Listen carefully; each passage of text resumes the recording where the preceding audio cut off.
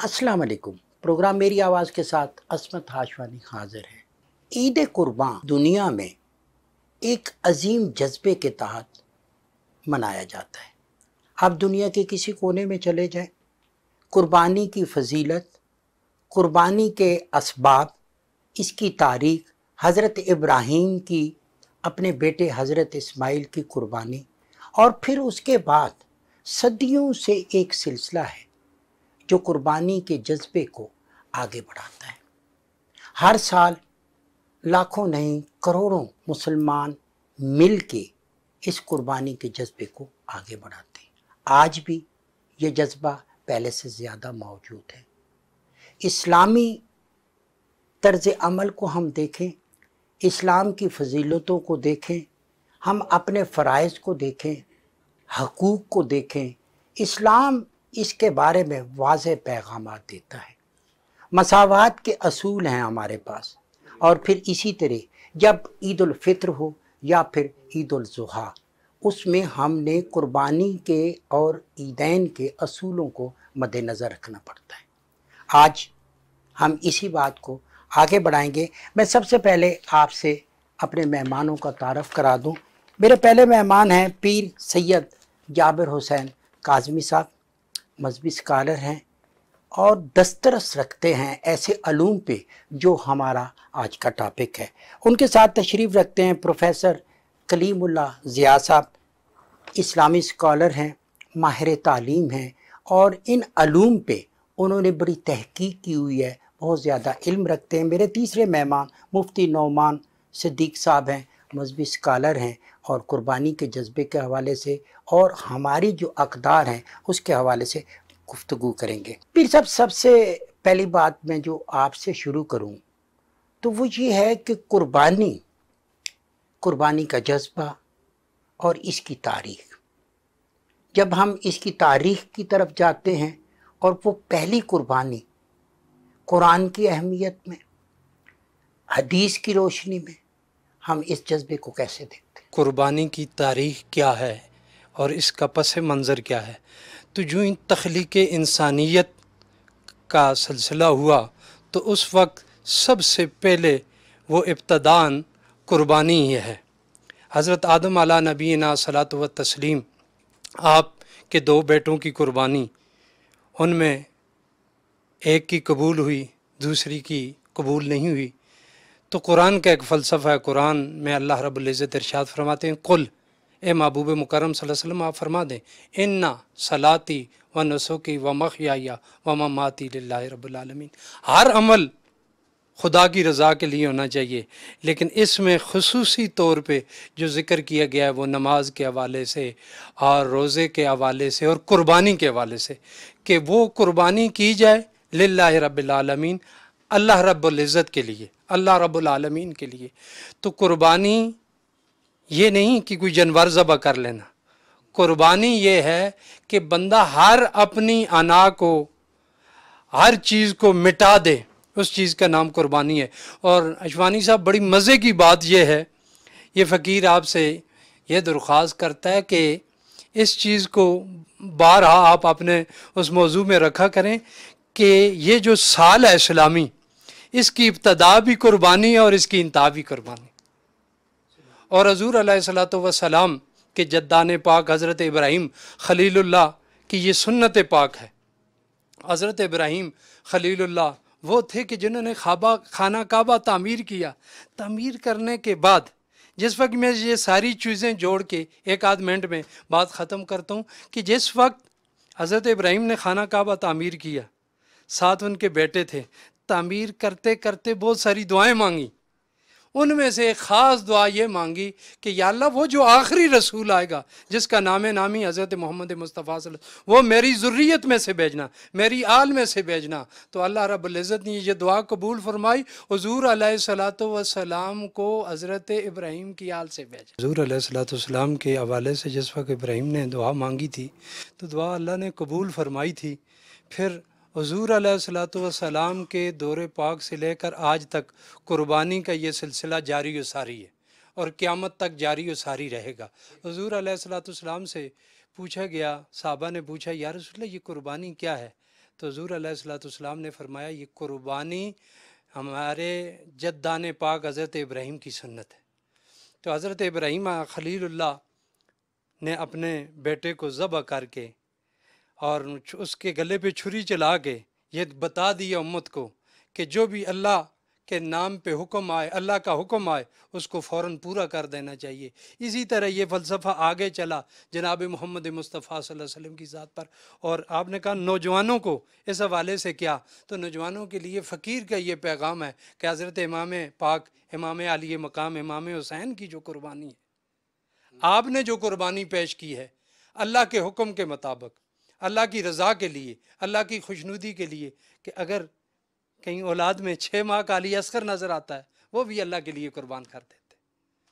اور قربانی جس اینگل سے آپ دیکھیں اس کی ایک نئی جہت آپ کو ملے گی۔ تو یہ ان قربانیوں کا جو سلسلہ اور تعلق ہے یا حضور کے ساتھ ہے، یا حضور کے جدان پاک کے ساتھ ہے، یا حضور کی اولاد کے ساتھ ہے۔ اور جو قربانی ہم جس کو عید الاضحیٰ کہتے ہیں، بہت سارے جانور، کروڑوں مسلمان، جس طرح آپ نے انٹرو میں کہا تھا کہ کروڑوں مسلمان کروڑ جانور ذبح کرتے ہیں اللہ کی رضا کے لیے، اس کے ساتھ ساتھ اپنی انا، اپنی ضد، ناراضگی، اس کو مٹانا پڑے گا، اپنے آپ کو مٹانا پڑے گا، عاجزی اور انکساری کرنی پڑے گی، بڑے کا ادب و احترام یہ قربانی سکھاتی ہے۔ سبحان اللہ۔ کلیم اللہ ضیاء صاحب، اگر میں آپ سے بات کروں تو میں اس کو ایک دفعہ پھر اپنی بات کو آپ تک لے کے آتا ہوں کہ حضرت ابراہیم علیہ السلام اپنے بیٹے کی قربانی دینے کے لیے تیار ہو گئے، بشارت ہوئی، خواب میں میسج ملا، اللہ کے حکم پہ وہ آگے بڑھے۔ ہم جو بات بھی کرتے ہیں ہم قرآن اور حدیث کی روشنی میں کرتے ہیں۔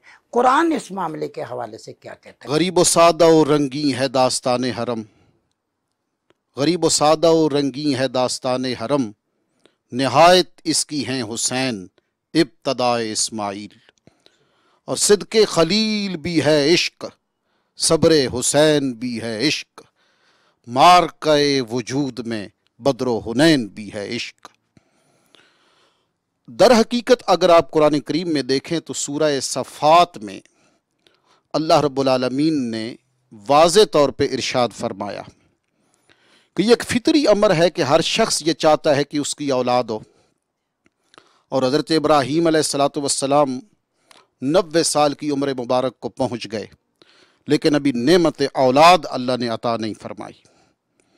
تو ایک دن اللہ کی بارگاہ میں عرض کرتے ہیں کہ رب ہب لی من الصالحین، یا اللہ مجھے صالح اولاد عطا فرما۔ تو اللہ رب العالمین نے فرمایا اگلی آیت میں کہ فبشرناہ بغلام حلیم، ہم نے آپ کو ایک حلیم بیٹے کی بشارت دی۔ تو اس سے یہ بھی ثابت ہوا کہ اللہ کو تو علم تھا کہ وہ نبی ہوں گے، اور ان کی صفت حلم کو پہلے بیان فرما دیا ان کی پیدائش سے پہلے۔ تو ثابت یہ ہوا کہ اللہ کا ہر نبی دنیا میں آتا بعد میں ہے، اللہ اسے اپنی پاکیزہ اور منزہ صفات پہلے عطا فرما دیتا ہے۔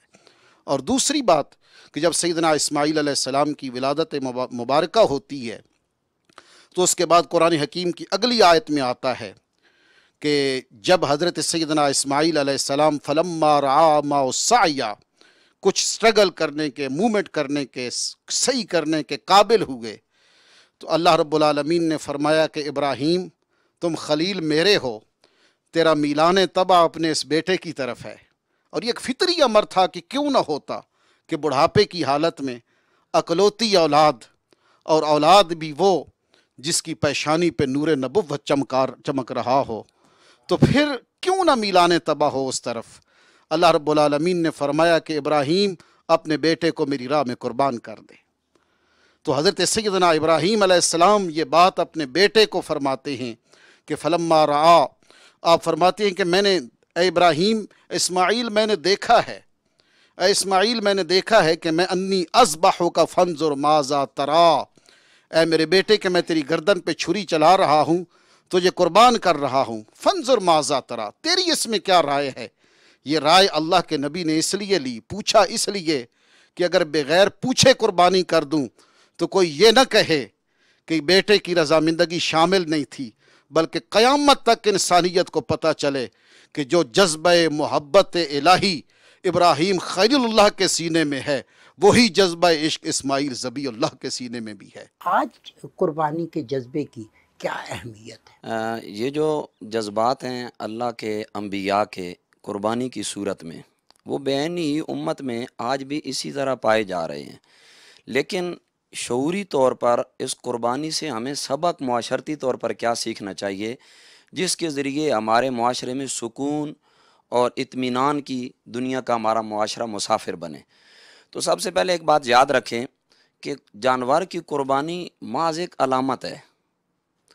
اصل چیز ہے کہ ہم اپنی خواہشات، اپنی ذات کو احکام الہی کے سامنے سر تسلیم خم کر دیں، پہلی بات۔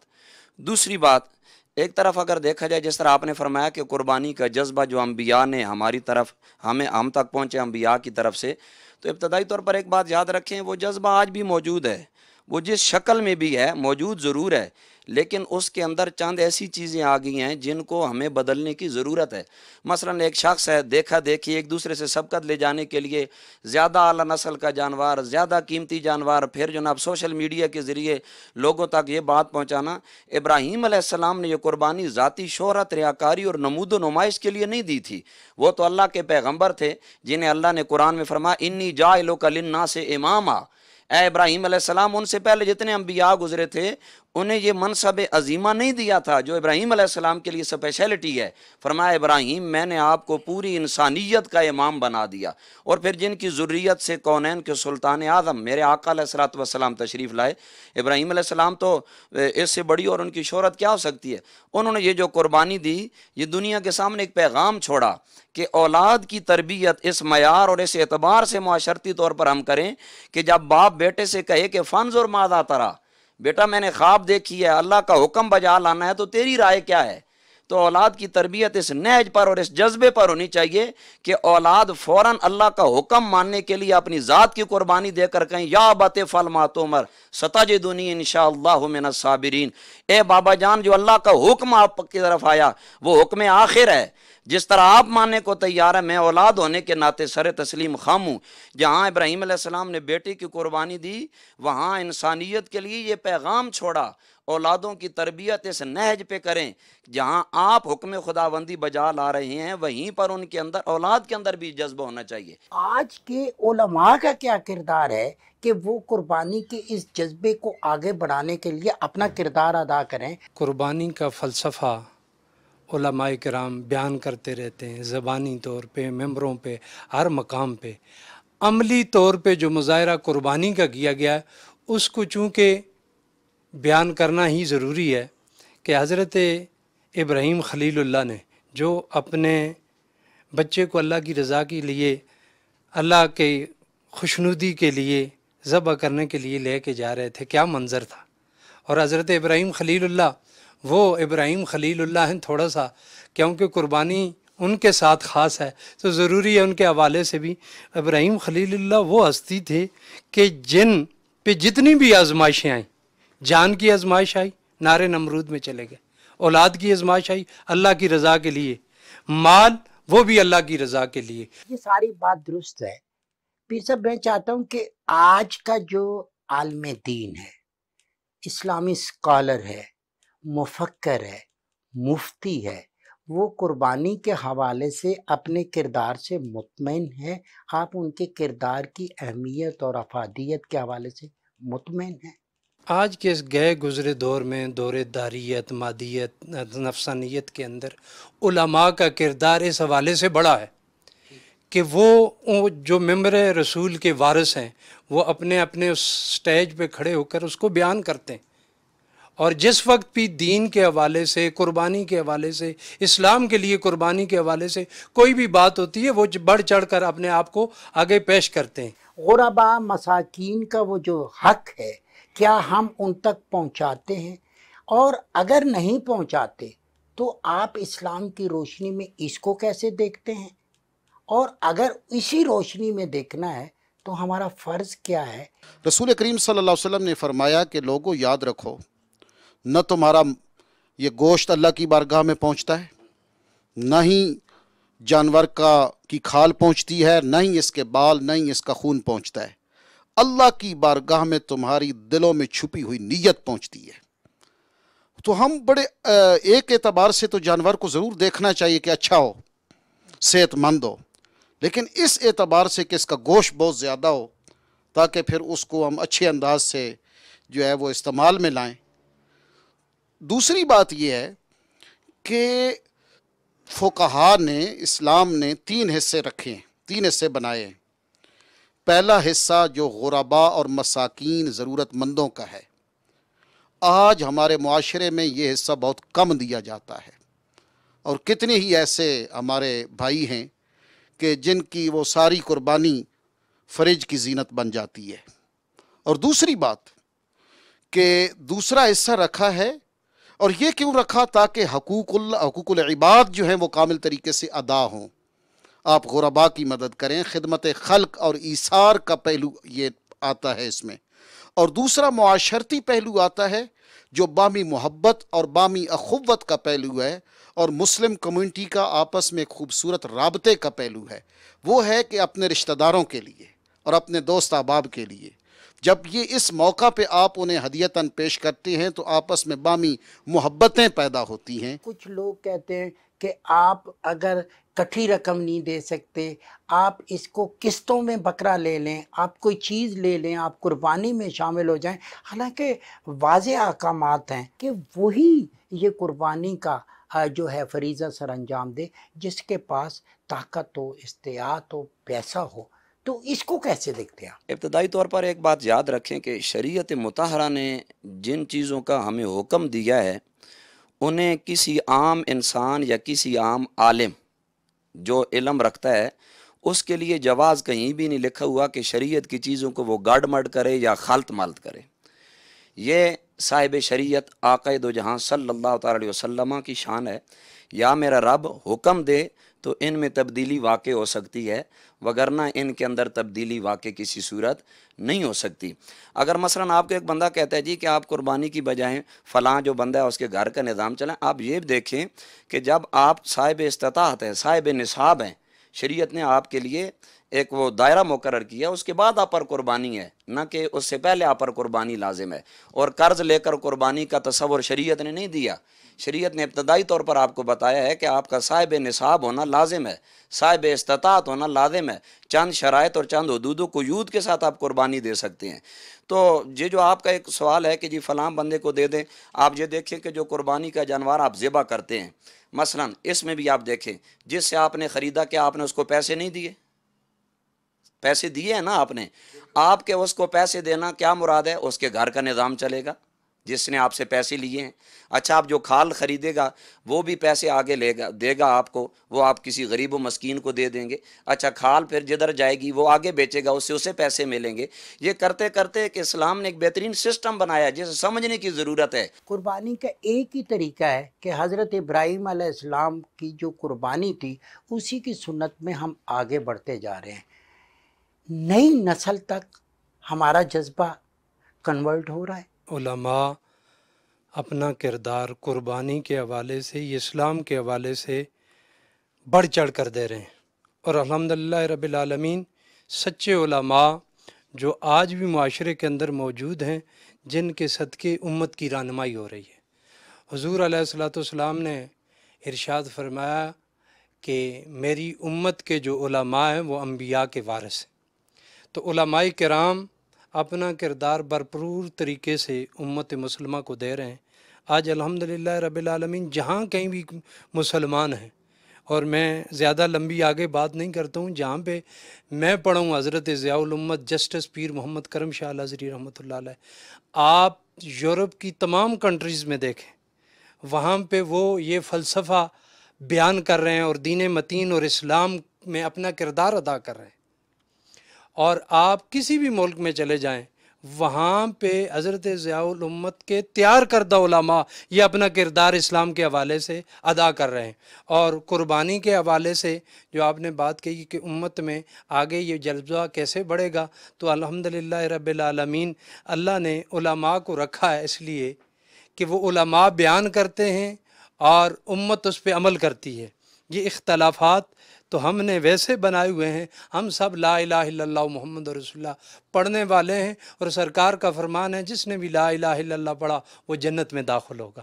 اور الحمدللہ رب العالمین، حضرت ضیاء الامت، میں نے اس لیے یہ ان کے حوالے سے یہ بات فوکس کی ہے کہ حضرت ضیاء الامت نے امت کو یہ پیغام دیا کہ ہم سب ایک ہیں، ایک جھنڈے کے نیچے ہیں، وہ جھنڈا ہے رسول اللہ صلی اللہ علیہ وسلم کا۔ تو قربانی کے حوالے سے کسی کو کسی مقام پہ کوئی اختلاف نہیں، سب ایک ہیں۔ کوئی فروعی اختلافات ہیں چھوٹے موٹے، وہ کوئی آگے کے نہیں ہیں یا ضروریات دین سے نہیں ہیں۔ عید الفطر ہو یا پھر عید الاضحیٰ ہو، وہ چیزوں کو وہ اپنے کنٹرول میں کرتے ہیں، مصنوعی مہنگائی پیدا کرتے ہیں۔ جانور جو قربانی کا ہے اس میں کیا کیا چیزیں ہونی چاہیے وہ تقریباً سب کو علم ہے۔ میڈیا بھی اس میں کردار ادا کرتا ہے، لیکن لوگ جو ہے کچھ پیسوں کے لیے، کچھ اپنی لالچ کے عوض ایسی چیزوں کو بھی آگے بیچ دیتے ہیں جو اسلامی اصولوں کے مطابق اس جانور میں نہیں ہونی چاہیے۔ ان کے بارے میں آپ کیا کہیں گے؟ ان کو اصلاح کیسے کریں؟ عالمی سطح پر دیکھیں کہ اس وقت جو 1.25 ارب مسلمان وہ روئے زمین پر قربانی کرتے ہیں، اور اگر آپ اس کی ریشو نکالیں، جو اس کی قیمت اور جو اماؤنٹ ہے، جو خرچ ہوتا ہے، وہ اربوں میں نہیں کھربوں میں چلا جاتا ہے۔ اسلام نے ایک معاشی پہلو بھی رکھا ہے تاکہ مسلمانوں کی معیشت بہتری کی طرف جائے۔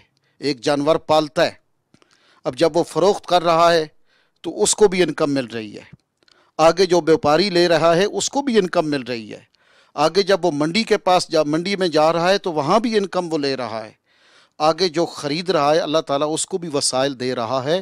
تو یہاں جو سب سے بڑی بات سمجھنے کی ہے، خواہ بیچنے والا ہے یا لینے والا ہے، اسے یہ سمجھنا چاہیے کہ یہ میرا وہ عمل ہے کہ جو خالی وہ جسے کہتے ہیں نا ہم کہ حج اور وپار، کہ یہ ایک طرف عبادت کا پہلو بھی ہے اور دوسری طرف معاشی پہلو بھی ہے، اور اگر وہ اخلاص کے ساتھ بغیر دغا کیے، بغیر جو ہے وہ جھوٹ بولے اور ریٹ بڑھائے اور خواہ مخواہ کے دام بڑھا کر اور جھوٹ بول کر منڈی میں یہ ایک مصنوعی مہنگائی جو ہے وہ پیدا کرے، اگر وہ اللہ کی ذات پر یقین کرے کہ یہ میں وہ مال بیچ رہا ہوں جس نے راہ خدا میں جانا ہے، تو یہ تو شاعر اللہ ہے، یہ تو اللہ کی نشانیوں میں سے ایک نشانی ہے یہ جانور، تو آپ یقین جانیں اگر اس کا اللہ کی ذات پہ کامل یقین ہوگا تو اللہ تعالیٰ اس کو معاشی طور پر بھی وہ فوائد و ثمرات عطا کرے گا جس کا وہ تصور نہیں کر سکتا۔ وہ باتیں جو آپ سمجھتے ہیں کہ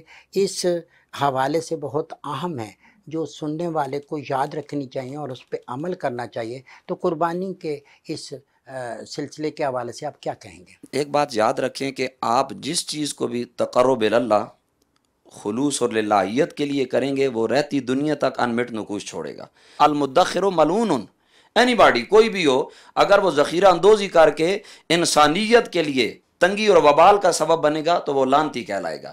آپ کا میسج ہو جائے قربانی کے حوالے سے۔ آپس میں معاشرتی محبتیں پھیلانے کا ایک بہترین ذریعہ ہے، اور مسلم کمیونٹی میں اسلامک اکانومی کو بہتر بنانے کا اس سے بڑا کوئی موقع نہیں۔ حضور علیہ السلام اپنی قربانی فرما رہے تھے تو اپنی شہزادی کونین حضرت سیدہ کائنات فاطمہ الزہرا کو فرمایا کہ قریب ہو جاؤ، کہ جس وقت جانور کا خون زمین پہ گرتا ہے تو گرنے کے ساتھ اللہ رب العزت تمام گناہ مٹا دیتا ہے۔ تو ایک صحابی حضور کے غلام کھڑے تھے تو انہوں نے عرض کی یا رسول اللہ یہ صرف آپ کی اولاد کے لیے ہے یا پوری امت کے لیے؟ تو آپ نے فرمایا یہ ساری امت کے لیے۔ بہت شکریہ پیر جابر حسین شاہ صاحب، پروفیسر صاحب آپ کا بہت شکریہ، مفتی صاحب میں آپ کا بڑا مشکور ہوں۔ عصمت ہاشوانی کو دیجیے اجازت، بہت جلد آپ سے دوبارہ ملاقات ہوگی۔ اللہ نے کے بان۔